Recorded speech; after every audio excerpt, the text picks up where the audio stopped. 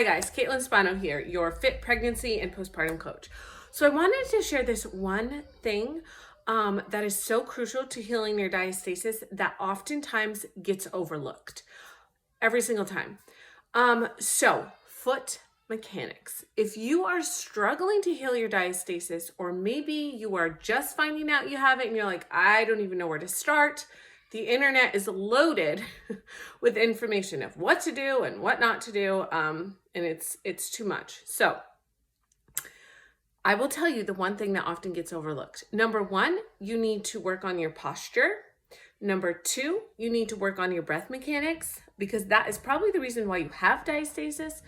And number three, you really need to be mindful of your movement throughout your day. It's not just choosing to take 10 minutes to do an exercise, be like, oh, okay, I'm gonna get healed faster by doing this, or doing a workout and choosing not to participate in some moves because the internet told you that you shouldn't do them if you have diastasis. Okay, it's truly about your movement, how you move in the move, not what move you do. And part of how you move goes all the way down to your foot mechanics. So there's so many different types of shoes out there today. There's insoles, there's this, there's that.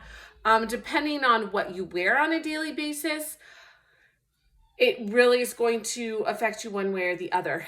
But the truth comes down to, you need to make sure your feet and your foot mechanics are strong, because that is the base of your posture.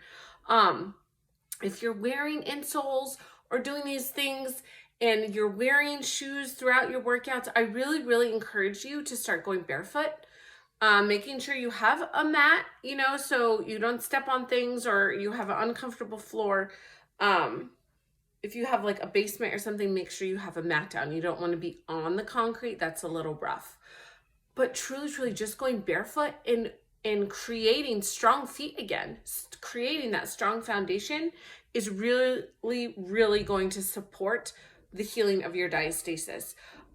What happens if we're in shoes all day is our feet become very weak. They become accustomed to the shoes.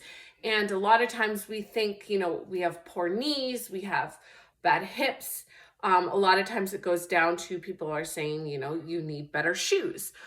That's not always the case. A lot of the times it's because our feet have become so weak, we don't even know how to support ourselves, and our posture has become overcompensating for the fact that our feet are weak. So I really encourage you to try that. And go ahead and do like toe stretches and really work on just spreading those toes apart and going up on your, going from heel to toe, rolling up, stretching. And that's really going to build up your strength in your ankles, in your feet, and just working on getting all those toes to touch in the ball of the feet, and just stretching every day. It will be really helpful. If you can't do it every day, but if you're sitting there nursing your baby, or sitting at the desk, maybe you're pumping or you're working at the computer, take your shoes off. Just take your shoes off and do some of those stretches at your desk. Okay, really try to work it into your day.